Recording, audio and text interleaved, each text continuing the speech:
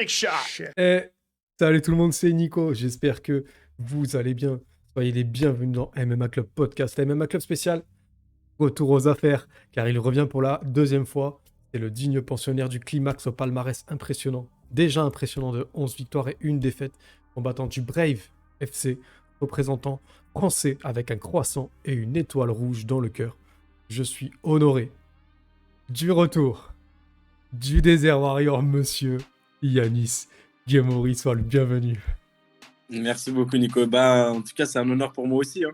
Ah, c'est C'est un cool. honneur pour moi. Vous aussi, les auditeurs qui nous écoutez, c'est un honneur pour moi de revenir et c'est un grand plaisir. Ah bah c'est cool, c'est cool, c'est cool. Et j'espère que ce sera que c'est que la deuxième fois, tu vois. J'espère que tu reviendras.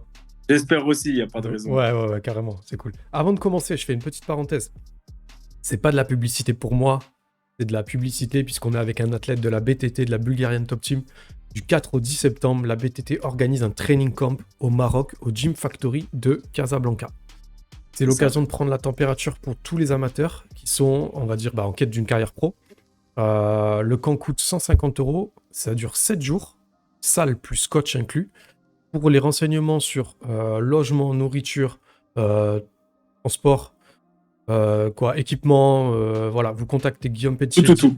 Ouais, pour tout le reste, vous contactez Guillaume Pelletier sur Instagram. Il m'a fait savoir que pour ceux qui n'avaient pas trop d'organisation, il pouvait aider à gérer tout ce qui est petit à côté. Il peut vous aider à vous organiser. Il y a 20 places au total, mais apparemment c'est complet. Il m'a dit qu'il en débloquait 10 de plus. Ça va sûrement sortir dans 3-4 jours, tu vois, jeudi ou vendredi, l'interview. Ça veut dire que peut-être il restera quelques places pour les plus chanceux. Si vous passez par MMA Club, franchement, c'est cool, c'est que les planètes sont alignées et j'aurais servi à quelque chose, donc ça me fait très plaisir. Et c'est vrai qu'il ne faut pas perdre son temps parce que les places, elles partent super vite. Apparemment, c'est... Je ne m'étonnerais même pas que d'ici là, tu sais, c'est déjà complet, soit déjà complet. Donc, c'est ce qu'il m'a dit. Il m'a dit que c'était parti très vite. Voilà. Alors, figure-toi que tu étais venu dans MMA Club il y a exactement 363 jours. Je sais pas si c'est un truc de fou. C'était déjà le Ramadan. À l'époque, t'étais pas au top de ta forme physique. Il y avait une grosse pubalgie handicapante. T'avais du mal. Tu m'avais même dit que t'avais du mal à monter les escaliers. Ça m'avait marqué, tu vois. Aujourd'hui, comment tu vas et quel bilan tu tires de ton année de reprise? 363 jours après, je dirais que mon état physique s'est amélioré. Je me suis fait opérer du coude, je crois que c'était l'an dernier, parce que j'ai de l'arthrose dans le coude qui dure depuis 2020. Et je te mens pas que mon opération elle a été inutile. J'ai toujours les mêmes douleurs, toujours les mêmes gènes lorsque je fais mes exercices, mes entraînements. Pour la pubalgie, c'est mieux. Comme on a pu voir, j'ai pu combattre au Brave du coup l'avant-dernière fois que j'ai combattu, c'était en juin 2021. Après, j'ai contracté cette pubalgie vers le mois de novembre-décembre 2021 et du coup, j'ai recombattu que 1 an et demi plus tard, donc décembre 2022. Exactement. Mais c'est pas pour autant que je l'ai plus. La pubalgie, elle est encore là, elle est encore présente. Mais disons que j'ai réussi quand même à faire un peu de soin dessus et ça va un peu mieux.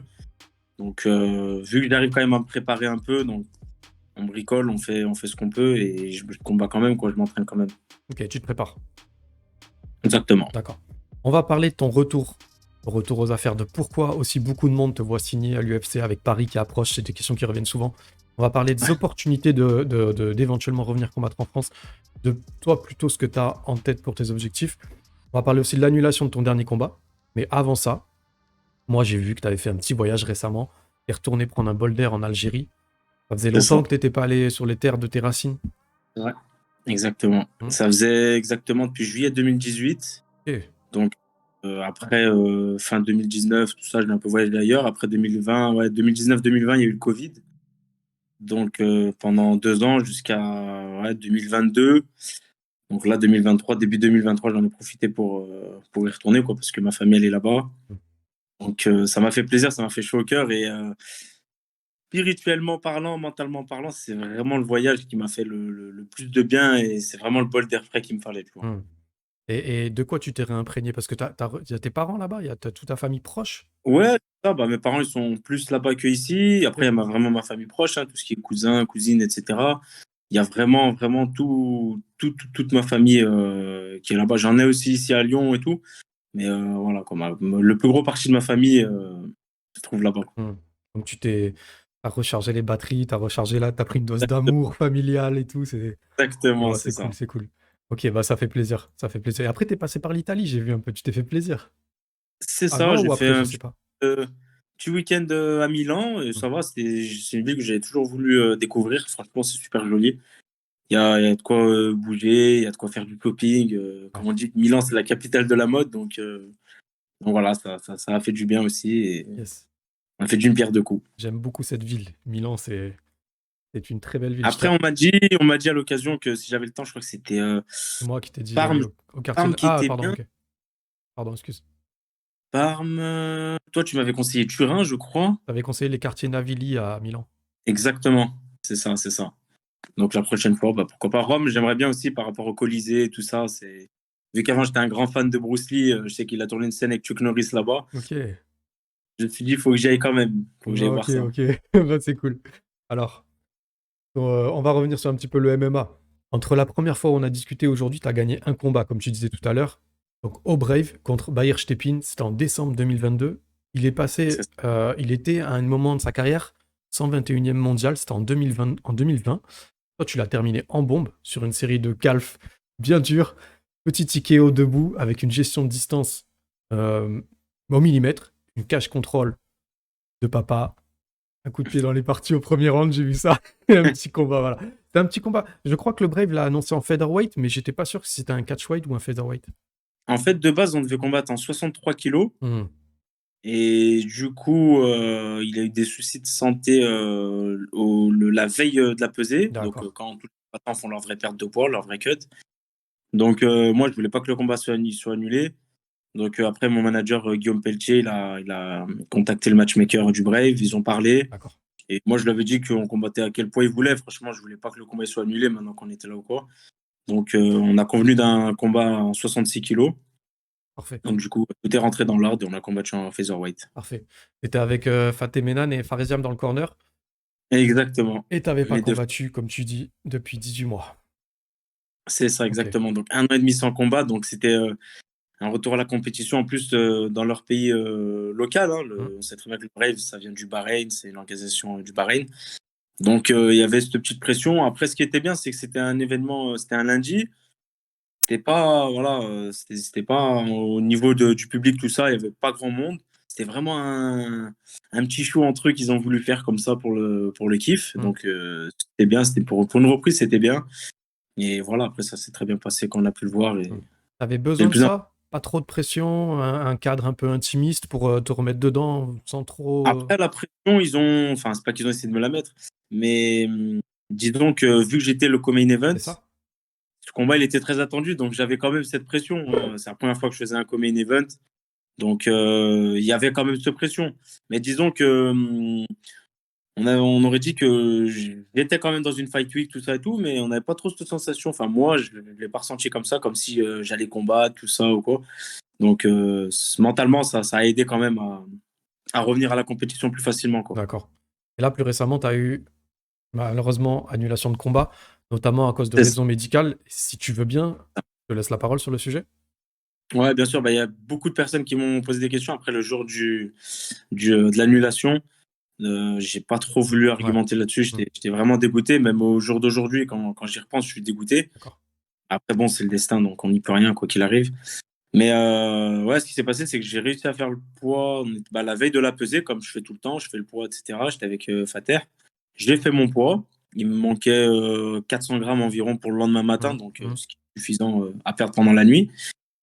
Donc après, soudainement, j'ai eu des problèmes à l'estomac. Enfin, moi, je pensais que c'était le cœur parce que j'étais pris au niveau du Ah cœur. ouais, ok. Je pensais que c'était le cœur à cause du cut parce que j'ai perdu énormément de poids pour ce combat.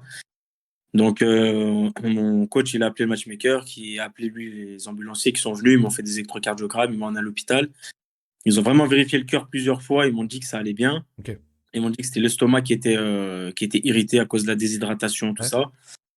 Donc, vu qu'il me manquait 7 heures avant la pesée, bah, c'était trop d'attente quoi, pour pouvoir me réhydrater. Donc, ils m'ont tout de suite fait des perfusions, Hmm, etc. Et après, là, je suis arrivé en France, j'ai fait des examens bien poussés. Donc, voilà, je suis actuellement suivi, tout ça par rapport à ça. Donc, c'est pour ça que le prochain combat avec Guillaume Pelchon, on a décidé de le faire en featherweight. et pas de descendre à 61 kilos au vu de ce qui s'est passé. C'est ce que j'allais te Pas que demander. je mette ma santé en danger et voilà. D'accord. J'allais te demander justement si c'était quelque chose qui allait te faire repenser un choix de catégorie. Parce que justement, en plus, dernièrement, j'ai quand même vu que t'étais repassé un peu par des catchweight. Entre, tu sais, entre 2-3 combats en bantam, t'es repassé par des catchweight. Et là, tu te rapproches à nouveau des featherweight, on est d'accord. C'est ça. Bah, vu que le dernier, j'ai fait en Hmm. featherweight, là, vaut mieux que je le refasse en featherweight parce que je suis quand même monté bien haut. Et du coup, pour retaper les bantams plus tard, voilà, Hmm. c'est temporaire. C'est temporaire. C'est juste D'accord, qu'après, ça va rentrer dans l'ordre, enfin, j'espère. Et après, d'accord. raison, quoi. C'est du temporaire, mais mine de rien, j'ai l'impression, moi, que tu t'approches un petit peu d'une ceinture. Et je vais t'expliquer pourquoi. Parce que Berchtepin avait déjà perdu contre l'actuel champion des Bantam du Brave juste avant d'avoir sa chance au titre, tu vois. Donc c'est un petit peu une sorte de gatekeeper plus le mec.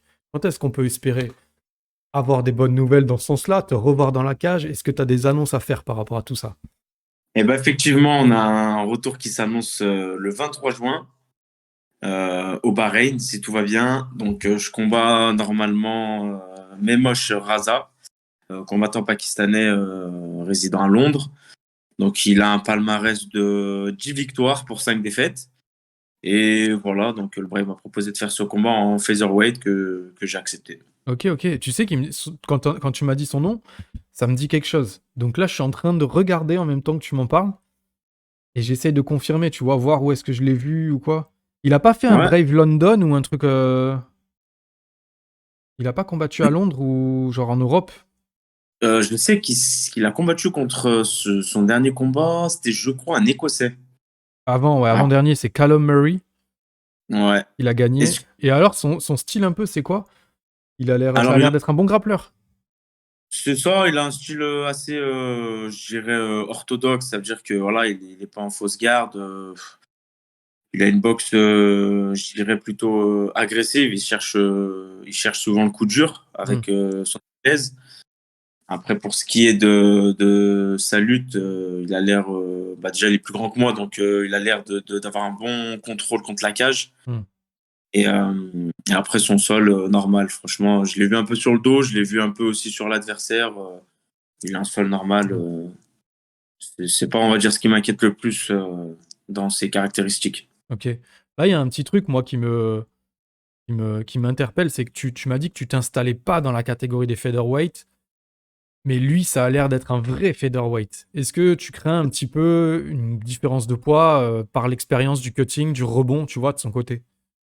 Non, je la crains pas forcément. Après, comme je te dis, il est plus grand, il a l'air assez costaud, surtout au niveau des cuisses.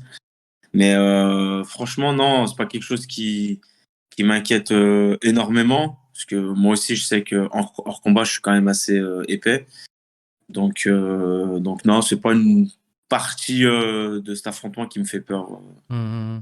Et Euh, d'après toi, est-ce que tu penses qu'une victoire, ça peut enfin déboucher sur des discussions très sérieuses pour une petite ceinture au Brave? Qu'est-ce que t'en penses? Est-ce que t'as une petite info là-dessus? Euh, une petite info, je dirais oui et non, parce qu'en fonction de l'adversaire qui me propose, voilà, je me dis que derrière, ils ont quand même des plans pour moi. J'en ai parlé d'ailleurs avec mon manager Guillaume Pelletier. C'est vrai que le Brave, avec les adversaires qu'ils mettent, on sent que voilà, Guillaume, il a une grosse expérience, surtout avec le Brave, il a énormément d'athlètes là-bas. Je sais voilà, qui cache des choses en fonction des adversaires qu'ils me mettent. Donc, si Guillaume me dit de faire le taf, bon, après, ce qui est normal, de faire le taf et que derrière, ça peut déboucher sur des choses bien sympas, voilà, quoi. Hmm. Je sais à peu près à quoi m'attendre. On aura des surprises, mais on aura peut-être l'occasion d'en reparler un peu plus tard, hein. C'est ça, j'ai pas envie de m'avancer trop vite et j'ai pas envie non plus Hmm. de ne rien dire, tu vois. Donc, Ouais. non, non, chaque adversaire, de toute façon, est à battre. Et j'ai envie de te dire, c'est quoi qu'il arrive, du moment que tu signes dans une orga et que tu gagnes, tu fais une marche en plus pour Exactement. la ceinture. Voilà. Ok, bah c'est cool. Eh ben, écoute, est-ce que tu as quelque chose d'autre à rajouter sur ce combat à venir? Non, juste, voilà, on va entamer la préparation. Soyez prêts, restez connectés. Et en espérant enchaîner une deuxième victoire, une troisième plutôt, je dirais, au Brave. Ouais, là, mine de rien, t'es un peu court là sur la prépa là. Tu t'étais déjà un petit peu Ouais. avancé? J'avais repris un peu l'entraînement, mais après, tu sais très bien que quand on s'entraîne juste pour maintenir la forme et quand on s'entraîne pour préparer un combat, il y a quand même un monde. Mais on va dire, j'étais pas non plus inactif à 100%. Voilà, je m'entraînais quand même un peu quand même. D'accord, d'accord, d'accord. Bon, bah, donc, en espérant que ça suffise, on va dire là, tu as un bon mois, on va dire, pour. C'est ça, c'est ça. Un Ok. bon mois où on va envoyer la sauce et on va Ouais. espérer que ça tire. Ok, ok, bah c'est cool. Eh ben c'est cool. Tu me rappelles la date, c'est le 23 juin, c'est ça? 23 juin 2023, c'est ça. 23 juin 2023 au Bahreïn, à la maison mère du Brave. Et c'est parti pour marquer les esprits. On compte sur toi, c'est cool. Là, le champion en featherweight, donc si c'est bien la catégorie featherweight dont tu parles, c'est Roman Bogatov, qui est déjà passé par l'UFC. C'est un vétéran du M1. Il a un bilan de C'est ça. 13 victoires et une défaite. Il est classé 56e mondial sur Fight Matrix, donc c'est pas mal. Il est passé par Michael Lebou, il a battu Michael Lebou. J'ai vu, moi, qu'il prenait surtout pas de combat facile. J'ai un peu cliqué à gauche, à droite sur ses adversaires. J'ai un peu regardé tout. Carrément, les mecs, c'est pas Ah ouais. forcément les meilleurs dans leur style et tout, mais clairement, ils bombardent. Mais souvent, en plus, au Brave, ils ont cette réputation de pas. Tu sais, ils font pas monter les mecs et tout. Ils les mettent direct contre des super gars, quoi. C'est vraiment. Il y a vraiment du. Comment on dit? Tu sais, de la reconnaissance de passer par le Brave avec un beau bilan parce que c'est dur. C'est ça. C'est vraiment solide, c'est durable. Putain, faut vraiment se faire sa place. Donc, franchement, là où t'en es, je pense que les gens ils réalisent pas en fait que c'est vraiment. C'est un peu déjà au bout du bout de ce que le Brave peut te donner pour pas loin. T'es pas loin vraiment C'est des ça. Bah, top, moi, des je sais que, grosses, par grosses exemple, orgas. quand j'ai fait mon premier combat là-bas, bah, quand j'ai signé mon contrat, tout de suite derrière, j'ai combattu avril, mai, juin. Ouais, 2 mois après. Mm. Et je sais qu'ils m'ont mis contre un local, Oui, donc c'était en Biélorussie. Donc, ils m'ont pas fait de cadeau, quoi. Ils m'ont mis contre un local. c'est costaud en plus. Et le gars, il avait un bilan de 9 victoires et 5 défaites. Ouais, je crois que c'était Euh, ça. Et c'est après, il y a ça. eu un Et autre gros derrière.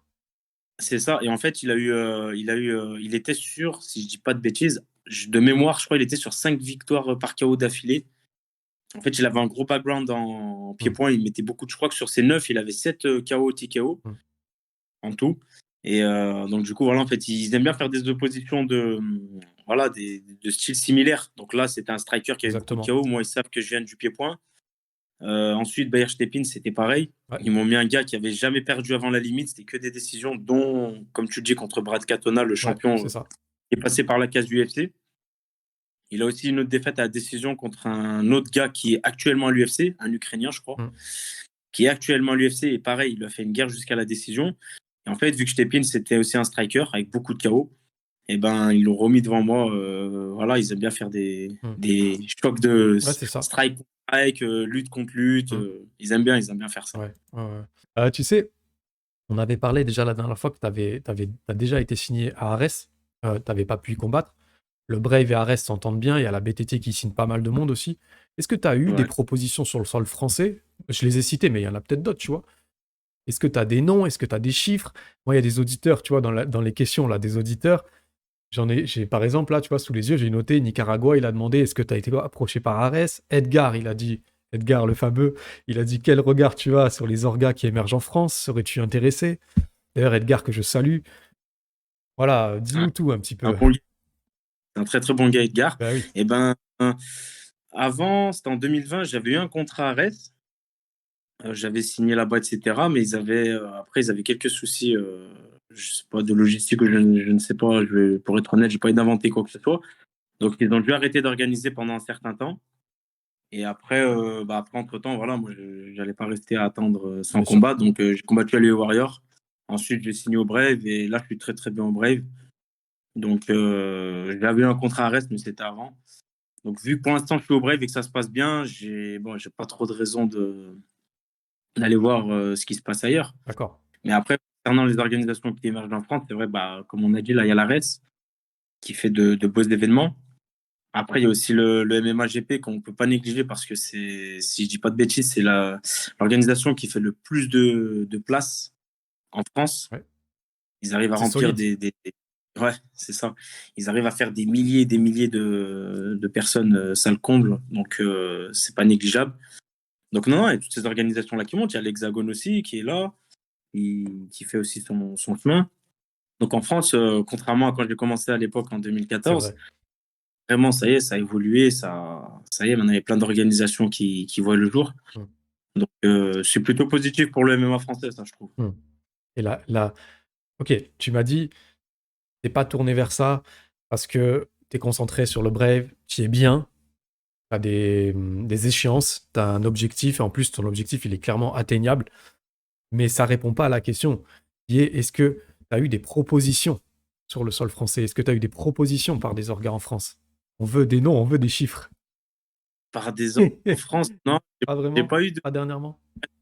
Non, pour être honnête, j'ai pas eu une organisation qui est venue me solliciter comme ça euh, pour, euh, pour me faire combattre. De tête, mon manager non plus m'en a pas fait part. Donc après, je sais pas, peut-être qu'il a eu des demandes, mais qu'il aura directement Ouais, répondu que j'étais bref, que ça servait à rien, quoi. Et donc il a pas vu la nécessité oui. de m'en parler, ce qui est normal. Mais après, je sais que j'avais eu à l'époque une possibilité de combattre quand j'ai combattu à l'AE, de combattre au KSW. Hmm. Mon manager avait une proposition, mais vu que la date, elle était une semaine après mon combat Ah putain. à l'AE Warrior, ça y est, j'étais déjà dans. Je prenais l'avion dans 2 jours. Pour moi, c'était. Je me voyais pas rechanger, Ah, c'était attendre une semaine compliqué. de plus. Ouais, dans ma tête, en fait, ça y est, j'étais prêt à combattre telle date à l'UE Warrior et c'était fini. Ouais. Donc non, après non, d'avoir eu des propositions comme ça, non, non, j'en ai pas eu. Pour être honnête, non. D'accord, d'accord.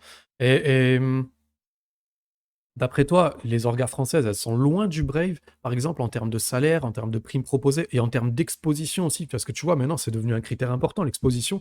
Je dis pas C'est que vrai. c'est aussi important que le salaire, mais des fois, ça peut compenser un petit peu de perdre un peu de sous et d'avoir une rentabilité différente avec Ça ouvre d'autres portes. Ouais, ouais, exactement, tu vois, ça ouvre un peu d'autres portes sur les sponsors, sur C'est vrai. même les interviews, tu vois, sur plein de trucs, en fait, parce que quand on est au Brave, moi, je pense que d'un point de vue de ta legacy, c'est énorme parce que c'est hyper crédible. Moi, je le sais, tu vois, je regarde un petit peu le Brave, je vois comment c'est solide. Mais sur le point de vue inter- euh, national en France, C'est ça, c'est on ça. ne peut pas se mentir, c'est pas l'orga qui C'est le intéresse seul le hic, plus les en fait. Français, tu vois. Ouais. C'est le seul hic de cette organisation, c'est qu'en France, elle est pas connue, entre guillemets, à sa juste valeur. Après, j'ai envie de te dire que les orgas comme l'ARES, le MMAGP, tout ça, c'est connu au niveau national parce que c'est des organisations françaises. Mm. Donc c'est normal qu'elles soient plus connues que le Brave. Bien sûr. Mais c'est sûr qu'après, d'un point de vue, ouais, d'un point de vue communication, c'est plus intéressant, on va dire, de combattre ici en France pour moi, qui suis un combattant français, que de combattre là-bas. Après, comme on sait, il y a énormément de combattants qui sont allés du Brave à l'UFC. Donc, Faut aller très vite. il y en a beaucoup. Je n'ai plus de tête comment il y en a, mais il y en a beaucoup. Et du coup, c'est sûr que niveau du salaire, il paye bien. Le Brave, voilà, il respecte quand même vraiment les athlètes. Après, voilà, je sais que la reste aussi, ils respectent aussi leurs athlètes sur ça. Le MMAGP aussi, je Mm. sais qu'ils sont vraiment gracieux sur les salaires. Donc, non, franchement, voilà, en termes de salaire, ça aurait été à peu près pareil, je pense, que D'accord. je combatte à l'ARES ou au Mm. MMAGP Ok. ou au Brave. À peu près pareil, peu de choses près. Après, en termes de communication, c'est sûr que ça aurait été mieux pour moi Mm. de combattre ici. Ouais. Après, est-ce que le Brave viendra en France? Mm. On verra. Ça serait bien, ça. Ça serait Ouais, une ce bonne serait chose. bien. Parce que les autres se bougent, les autres se bougent, hein, les autres le font, hein. Donc, C'est ça, il y a de bonnes choses qui arrivent, donc tu milites restez un peu pour ça, connectés. ouais. Ouais, c'est pour ça, je pense ils vont pas tarder à venir. Je pense Mm. je peux pas trop en dire, mais restez connectés. Je pense que dans pas longtemps, j'espère en tout cas, on verra combattre sur le T'aimerais, sol français. tu peux pas trop en dire, mais t'aimerais. Exactement. D'accord. Parce qu'il faut toujours être sûr. Et Ouais. même quand c'est sûr, des fois, Et ça tu se peux passe pas pas te comme mettre en prévu. porte-à-faux en plus. C'est ça. Hmm. Donc voilà. Ok. Mais juste, je vous dis ça comme ça, restez connectés. Je vais en faire une story de ça. Grand plaisir. Tu t'en On doutes, hein. assume. C'est trop beau pour être vrai, je vais en faire une story. Je vais en faire une story. En Ah, plus, je sais qui contacter pour avoir une accréditation si c'est. Bon, je pense que ça sera à Paris, ça risque d'être compliqué pour moi, mais au pire des cas, je devrais pouvoir me débrouiller. Donc oui, ça oui, va, c'est cool. il n'y a pas de problème. Ah On ouais, s'arrangera avec eux, ouais, on tu me diras. s'arrangera. Carrément. On pourra même faire un jeu concours avec ta page. Ah, ça serait bien, ouais, pour le break, ouais, Franchement, je carrément. des places à gagner, des trucs comme ça, c'est grand plaisir. Je pense que ça, ouais, effectivement, ça serait pas mal. Ça serait pas mal. Alors, Moi, ce que je voulais juste rebondir sur ce que tu disais. Je pense que le problème, entre guillemets, le problème, il y a pas un problème, c'est pas un problème, mais je pense que le truc aussi, c'est que c'est un pay-per-view, le Brave, et qu'on n'a pas la culture du pay-per-view en France, tu vois. On paye un abonnement à une chaîne, et nous, ce qu'on veut, c'est, voilà, ce soir, il y a KSW, Hexagon, machin et tout. On zappe, on regarde, on choisit. Par contre, payer pour un programme, mettre 10 ou 10, 12, 15 euros, tu vois, on voit le problème, il existe aussi avec Octagon. C'est un peu le même souci, c'est une grosse orga, fiable, visuellement, c'est propre. T'as des Ouais, ouais. putains d'athlètes. Mais on sent que, tu vois, on a du mal en France parce que bah, c'est un pay-per-view, quoi. Donc, moi, je pense que c'est une des choses qui fait aussi que le Brave perce pas de ouf en France. Après, de mémoire, mon événement était diffusé sur Ouais. YouTube. Oui, oui, oui. En fait, maintenant, j'ai remarqué, si je dis pas de bêtises, j'ai regardé peut-être leur 7 derniers événements. Et à chaque fois, c'était sur YouTube Hmm, gratuit. hmm, Il y a juste à aller sur YouTube, leur chaîne YouTube. Après, certes, c'est pas une chaîne télévisée, mais je pense quand même sur ça, ils font un petit hmm, effort parce que c'est vrai que c'est un peu chiant de payer des pay-per-view. Et comme tu dis, en France, on n'a pas la culture du pay-per-view. hmm, Donc, c'est sûr que c'est pas comme si j'allumais RMC Sport, que je voyais KSW, PFL, Bellator, tout ça. hmm, Mais voilà, ils font un petit effort. Au moins, c'est gratuit, ça reste YouTube, ça reste gratuit, tout le monde a Internet. Donc, ils commencent peut-être à se Ouais, je moderniser pense, pour ça. je pense que c'est ça. Je Et pense pourquoi pas, qu'il voilà, je pense que de toute façon, ils n'ont pas le choix. À un moment donné, il faut suivre un peu le rythme que les orgas mettent. Donc, pourquoi pas plus tard à la télé, je sais pas. faut voir. En tout cas, on en a parlé, on a fait le boulot de propagande. Donc, j'espère que s'il y a plein d'auditeurs qui Ah, vont passer par la case YouTube Brave FC, ça serait cool. voilà. Ton manager, Guillaume Pelletier. Guillaume Pelletier, pardon. Ton manager, il a signé Faresiam, il a signé Benoît Saint-Denis à l'UFC. Beaucoup de gens souhaitent que tu sois le prochain, surtout avec l'UFC Paris 2 en septembre. On a fait le bilan, on a vu que par rapport à tout ce que tu venais de dire, ça risquait d'être un petit peu court, ça risque d'être un petit peu compliqué, mais ça n'empêche pas de te poser quand même la question. Et déjà, est-ce que tu te rends compte de toutes ces attentes? Et est-ce que tu as eu des signaux positifs encourageants si jamais tu vois, tu touchais une ceinture au Brave? Où t'en es avec tout ça? Euh, alors, ouais, c'est sûr que j'ai beaucoup d'attentes autour de ça. Comme tu as pu le voir, les gens, enfin, beaucoup de personnes me demandent concernant l'UFC Paris, c'est quand l'UFC, c'est pour quand, c'est pour quand, c'est pour quand. Après, il faut savoir que l'UFC, on n'y rentre pas, c'est pas un cirque, hein, on n'y rentre pas comme ça. Donc, faut avoir des résultats, enfin, il y a tout un paramètre qu'il faut avoir autour, communication, etc., etc. Après, l'UFC Paris, comme tout le monde, j'aimerais bien y être. Je sais qu'après, au sein de la BTT, il y a aussi Oumar Sy qui mérite vraiment, vraiment d'y être. C'est vrai. Il a vaincu encore aujourd'hui le KSW. Donc, voilà, bah, moi, j'aimerais bien y être, ça, c'est sûr. Donc, après, je sais pas comment ça va se passer dans les semaines à venir, dans les mois à venir. Donc, moi, tout ce que je souhaite, en tout cas, c'est y être. Après, voilà, si on n'y est pas, bah, c'est le destin et on y sera. Si on doit y être en 2024, on y sera sur une autre carte à Londres Hmm. ou je ne sais pas. De, Voilà, quoi. de toute façon, on peut présager qu'ils vont se pointer une fois ou une fois et demie s'ils font d'autres Fight Night ailleurs qu'à Paris, tu vois. Je pense qu'ils vont venir une fois par an minimum maintenant. Donc si c'est pas cette Minimum. année, ça pourrait être l'année prochaine, après une éventuelle ceinture. Tu vois, sans se projeter trop loin, sans te porter le mauvais œil, tu vois, à dire en avance ce qui va se passer, c'est pas bien. Des fois, des fois, on est trop confiant et on devrait pas. Mais C'est vrai. voilà, je pense que ton plan, il est bien de garder vraiment un focus sur là où tu es maintenant, tout en gardant, voilà, et si ça vient, bah, je prends, quoi, tu vois, c'est cool. Ouais, c'est ça, faut être réaliste. Après, c'est tout le monde a envie d'aller à l'UFC. Donc, ils n'ont pas de la place pour tout le monde, malheureusement. Mais après, voilà, nous, en tant que combattants, ce qu'on doit faire, c'est s'entraîner, combattre, gagner, s'entraîner, combattre, gagner. Et après, j'ai envie de te dire, si on fait des bons résultats, la Big League, elle toque à notre porte, quoi. Hmm. Euh, Je clôt cette parenthèse UFC et je me sens obligé de revenir là-dessus. L'épisode Faresiam, je sais que tu lui souhaites la réussite, je sais que c'est un frère, je sais qu'il n'y a pas d'esprit de rancune. Je te pose quand même la question. J'imagine que ça t'a quand même fait un petit peu mal au cœur, la séparation du corner. Tu peux revenir sur les circonstances de votre séparation sportive et sur le petit pincement au cœur que tu as pu ressentir? concernant le corner, c'est-à-dire. Bah, quand Faresiam, il a décidé d'aller à la Kill Cliff, il a fait des choix sportifs. Après, justement, c'était même nous C'est qui lui ça, avons conseillé. c'est ce que Voilà, c'est j'allais. même nous qui Je t'ai entendu dire avons ça. Donc vas-y, recommence, pardon, je t'ai avons coupé. essayé de s'entourer d'une grosse, grosse équipe. Après, voilà, en France, surtout à Lyon ici, bon, il y a quand même de quoi faire, mais disons il a plus à apprendre s'il veut vraiment passer un cap, à s'entraîner dans le pays même où l'UFC a été créé, donc aux États-Unis. Donc non, non, sur ça, au contraire, c'est même nous qui l'avons encouragé. Après, voilà, que je sois pas là physiquement, bah, de toute façon, avec le cœur, je suis là quand même, hein. Mhm. Ça n'a rien changé dans notre relation. Donc voilà, après, s'il a besoin de moi, il le sait. Comme moi, si j'ai besoin de lui, je le sais. On est là l'un pour l'autre. Sur ça, il y a aucun problème sur ça. À Paris, tu l'as accompagné à l'échauffement, je me rappelle plus, je crois, hein. Paris, en fait, j'étais monté pour lui faire la perte de poids. Oui, On oui, avait oui, fait c'est la ça. perte de poids, etc. Et après, il y avait RMC à Lyon qui devait venir chez Oui, moi. ok. Donc moi, pour le combat, je suis redescendu à Lyon. Et RMC, ils avaient fait une petite vidéo pour leur film RMC en France, là, le UFC en Mhm. France.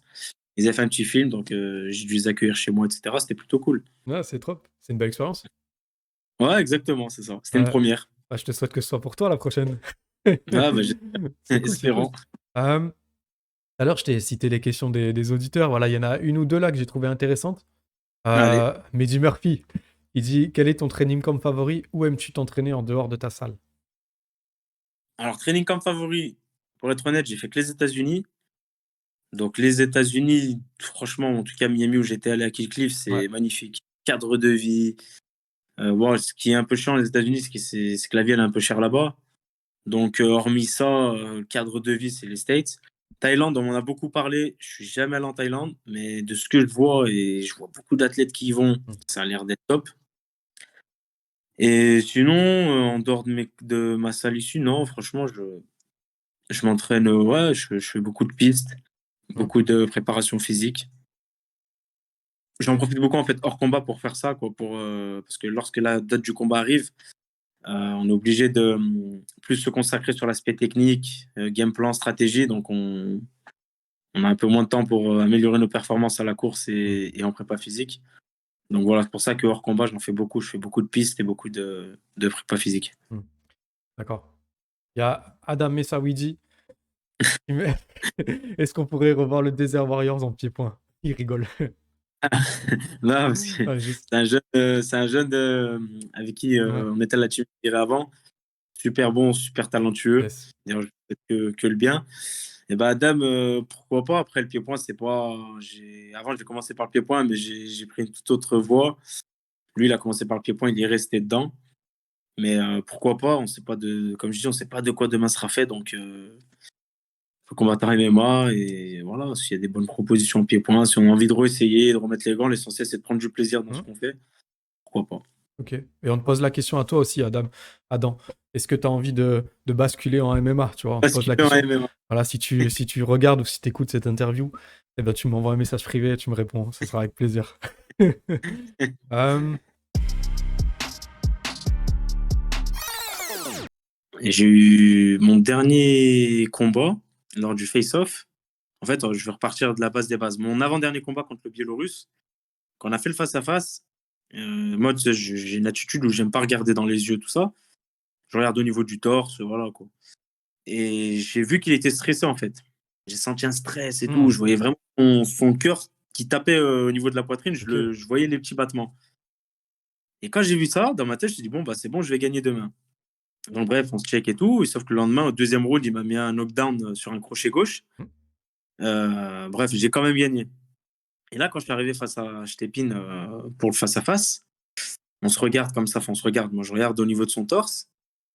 Et là, je ne sais pas pourquoi, j'ai eu un flash dans ma tête qui m'a dit, enfin, ouais, voilà, enfin, un combattant, on se pose souvent des questions, on se met plein d'idées bizarres dans la tête.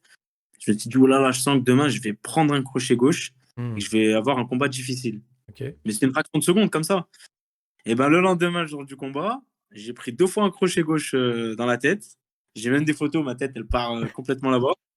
Bon, il m'a pas sonné, j'ai même pas vacillé, rien, c'était un petit coup comme ça. Mais j'ai pas eu un combat difficile par contre, enfin, dans le sens où ça Hmm. s'est bien fini, c'était Géré, pas t'as une bien décision. géré. Donc je me suis dit, bon, c'est peut-être la dernière fois le Biélorusse qui m'a mis des mauvaises ondes dans ma tête ou quoi, des mauvaises idées, mais Il t'a mis le doute. ouais, c'est ça, il m'a mis le doute, mais après au final, ça va. J'ai quand même pris le crochet gauche, il faut que je travaille sur ça maintenant. Et, euh, et voilà.